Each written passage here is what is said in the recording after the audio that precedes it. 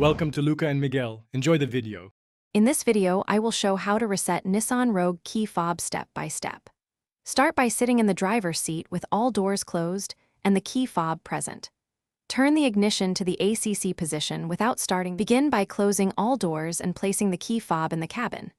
Turn the ignition to ACC, cycle off and on 3 times, and leave it in ACC to enter programming mode.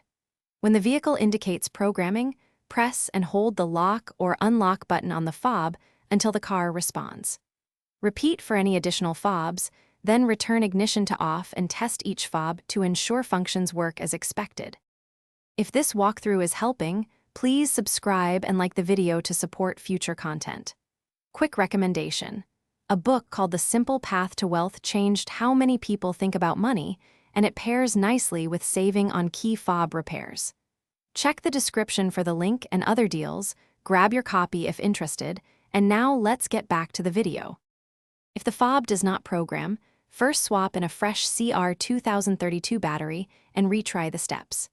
Use a known working spare fob to determine if the problem is the fob or the vehicle receiver.